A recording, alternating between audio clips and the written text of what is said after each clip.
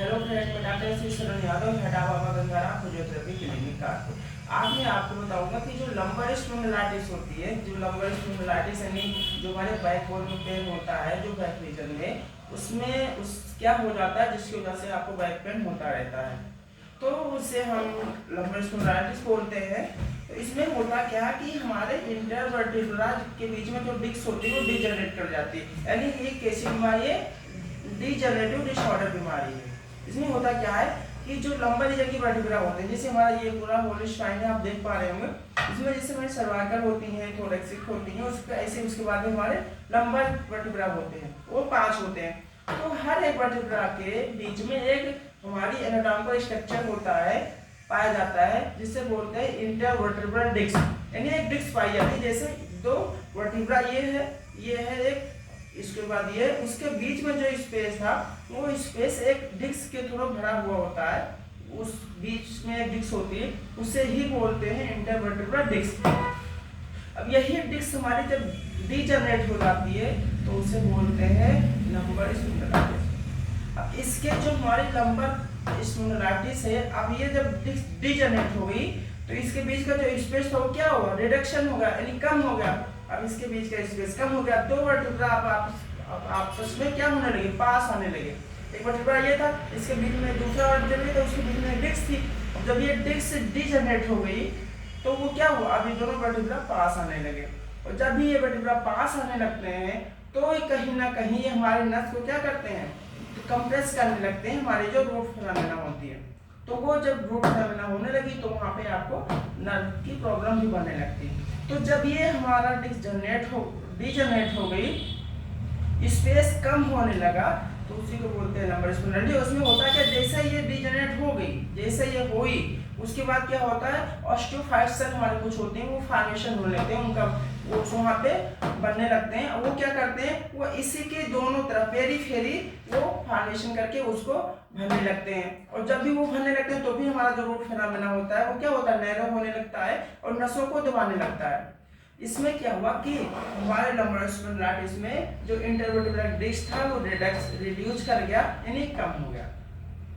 अब जब ये हमारे कम हुए तो इसमें वो जो ऑस्टियोफाइट सेल होती है वो फॉर्मेशन हुई और वो वहाँ पे इकट्ठा होने लगी, जिसकी वजह से रूट को हमारे दबाने लगी। ये तो था हमारा लंबर स्पॉन्डिलाइटिस की जो क्यों हो रहा था, ये उसका इंट्रो। अब इसका होने का कारण ये है कि हम जो बहुत देर तक बैठे रहते हैं, या बहुत देर तक हम ड्राइव करते रहते हैं, या बहुत दिनों तक हम बोझा ढोते हैं, तो यही सब करने से हमारी जो वर्टिब्रा के बीच में जो स्पेस था वो लगातार हमारी वर्टिब्रा दब रही थी दोनों तरफ से। ऊपर से हमारे पूरे जो भी आप लेते हैं बाहर, या हमारी पूरी बॉडी वेट रहता है, नीचे से हमारी सपोर्ट जो जमीन से के थ्रू जो व्यक्ति के ऊपर दबता रहता है, दोनों भी डीजनरेट करके। तो इसकी वजह से हमारे क्या होता है कि हमें पेन होगा, बहुत दिनों से हमारे लंबर पेन होते रहते हैं, यानी हमारे बैक में पेन होता रहता है। और जब बैक पेन होगा उसी के थ्रू जब बहुत दिनों से ये चलता रहेगा तो वहाँ के जो मसल्स होती हैं वो स्टिफ हो जाती हैं, उसमें स्पाज्म हो जाता है, यानी पेन होगा, बैक पेन उसे बोलते हैं, या बैक एक बोलते हैं। तो लगातार वो पेन बना रहेगा। तो ये जब बहुत दिनों से आपने उसको ध्यान नहीं दिया, अपने बैठने का ये पूरा पोस्चर ध्यान नहीं दी, जब भी आपका पोस्चर अगर गड़बड़ है, बहुत दिनों से आप सही से बैठ नहीं रहे हैं, बहुत दिनों से लॉन्ग ड्राइव कर रहे हैं, या बहुत देर तक आप ऑफिस में बैठ कर वर्क करते हैं, एक ही कहीं बैठ गए जैसे जिसको उसी को अगर आप बैठे रहते हैं तो आपके ये लंबर स्पॉन्डिलाइटिस होने के चांस ज़्यादा है, क्योंकि बहुत देर तक ये प्रेशर पड़ता रहता है दोनों वर्टिब्रा के बीच में, जिसके थ्रू हमारी जो इंटरवर्टिब्रल डिस्क होती है ये थिनर हो जाती है, डीजनरेट हो जाती है, पतली हो जाती है, इसके बीच का स्पेस कम हो जाता है, दोनों वर्टिब्रा आपस में पास आने लगते हैं, और जब पास आने लगे तो इसके जो स्पेस था वो कम हो गया, उसी वहाँ ऑस्टियोफाइट जनरेट हो गई सेल, वो हमारी नस को दबाने लगी। तो कभी कभी क्या होता है, ये जब नसें दबने लगती हैं तो जिस रूट की जिस पर्टिकुलर की नसें दब रही हैं वहाँ जो भी नर्व पाई जाती हैं, मान लीजिए आपकी सियाटिक नर्व की रूट वैल्यू वहाँ पे थी, लंबर की ईयर फोर से लेकर S2 तक पाई जाती है जो सियाटिक नर्व की रूट वैल्यू होती है। अगर इसी रूट हमारी इसी जगह का इसी रूट को दबा रही तो हमारी क्या दिक्कत होगी, हमारी जो प्रॉब्लम होगी वो सियाटिक नर्व की कंप्रेशन हो गई तो सियाटिका होने की चांस हो जाते हैं सियाटिका। तो लंबर स्पॉन्डिलाइटिस में बहुत देर तक में आपको बैठना नहीं होता है, बहुत देर तक ऑफिस में या बहुत देर तक बोझा लेके बहुत दिनों से लेट होना होता है। और ये तो उसमें पेन होगा, स्पाज मसल्स में हो जाता है, स्टिफ हो जाती हैं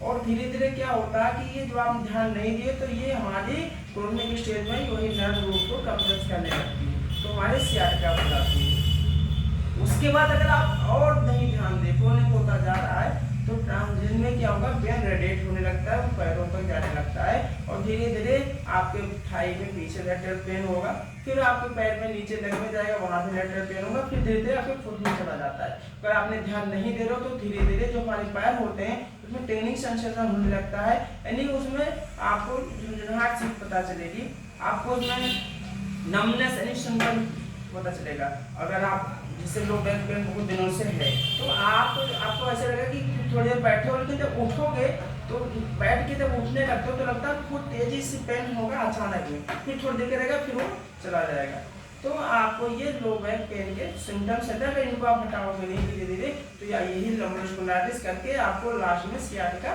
की बीमारी हो जाती है। तो ये सब थे आपके, मैं बता रहा हूँ इसमें क्या करना क्या है कि आपको बेल्ट लगाना तो बहुत इम्पोर्टेंट रहता है। अगर आप ड्राइव करते हो बहुत देर तक, बहुत दिन तक आप बहुत देर से बोझा या कोई वजन चीजें कर रहे हो, या अगर आप ऑफिस में हो तो आप बैठे हो चेयर पे तो आप उस पर अपना एक बेल्ट ले लो, लंबा बेल्ट, वो आपको लगाते हैं। अब इसका जो हम ट्रीटमेंट है, जो इसका जो ट्रीटमेंट देते हैं इसमें हम सबसे ज्यादा रेस्ट देते हैं, उसको बोलते हैं कि रेस्ट करो। उसके बाद हम उसको हॉट फ्यूमेंटेशन देते हैं, जो मसल्स और हमारी स्पाइन हो जाती हैं, जो स्टिफ हो जाती है, उनके ब्लड सर्कुलेशन को बढ़ाती है, जिससे फाइबर जो होते हैं वो हमारे लूज पड़ जाते हैं, जो स्टिफ पड़ गए थे। इसमें IFT देते हैं जो हमारे पेन को कम करती है और हमारे जो फाइबर है मसल्स फाइबर उनको स्टिमुलेट करके उनको ताकत देती है, यानी उनको स्ट्रांग बनाती है। ऐसे जब बहुत दिनों से अगर बहुत ज़्यादा हो चुका है तो हम उसको ट्रैक्शन देते हैं, जो हमारे वर्टिब्रा दोनों पास आ गए उनको ट्रैक्शन मशीन से उसको हम खींच के वो यहाँ दोनों वर्टिब्रा के बीच का स्पेस जो होता है उसको हम मेंटेन करते हैं। तो हमारा कहने का मतलब कि अगर आपको कमर में पेन हो रहा है तो उसको इग्नोर मत करो, उस पर आप ध्यान दो और जो जिसके थ्रू आपको पेन बढ़ रहा है वो चीज़ें अवॉइड करो।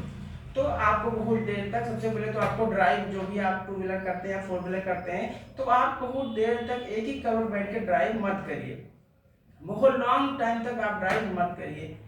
बहुत दिनों से आप बैठ के एक ही दर पे बहुत देर से बैठे ना रहें, या बहुत देर तक आप खड़े होके ना करें। अगर आप टीचर हैं तो बहुत देर तक आप खड़े होके पढ़ाए ना, मतलब आप बीच बीच में ब्रेक लेते रहिए, रेस्ट करके फिर पढ़ाइए।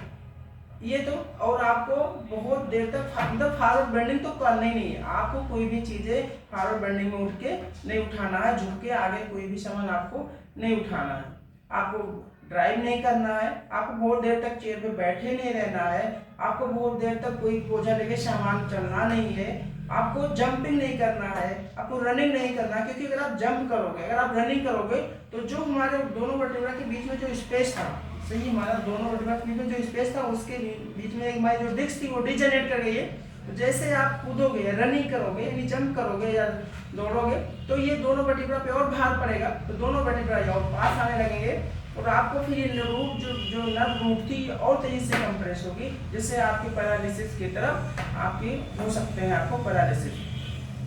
तो आप प्लीज ध्यान दीजिए और जो मैं चीजें बोल रहा हूँ उसको नहीं करना है, उसको नहीं करना है। और आप आराम से थोड़ा रेस्ट करिए, गाड़ी भी चलाना तो बहुत कम चलाइए, आप ब्रेकर है तो उस पर ध्यान दो, गाड़ी अपनी आराम से उसको ब्रेकर को पार करो। और आप, मैं आशा करता हूँ कि आप सब स्वस्थ रहोगे अगर मैं जो बताया उस चीज़ों को आप फॉलो करोगे। अगर आप जो मैंने बताया इसको अवॉइड करो तो उसको अवॉइड करो, अगर नहीं करोगे तो आपको प्रॉब्लम हो जाएगी। आपकी कमर जो भी लंबर स्पॉन्डिलाइटिस है ये बहुत तेजी से बढ़ेगा और आपको धीरे धीरे अगर आप इग्नोर करते गए तो आपका जो पैर है वो पैरालाइज की तरफ बढ़ जाता है और अंत में अगर आप नहीं ध्यान दें तो आपका पैर जो होता है वो पैरालाइज हो जाता है। तो आप ध्यान दो, आप हमेशा ड्राइव करो, या चलो बहुत दूर तक या रनिंग करो, जंपिंग करो, तो आप हमेशा अपनी एक लंबर पैड ले लो, उसको यूज करिए। आपको रनिंग जंपिंग करना नहीं है और आप स्वस्थ रहिए, मस्त रहिए। आपको मेरा वीडियो अच्छा लगा तो प्लीज लाइक शेयर और सब्सक्राइब जरूर करें। Thank you so much.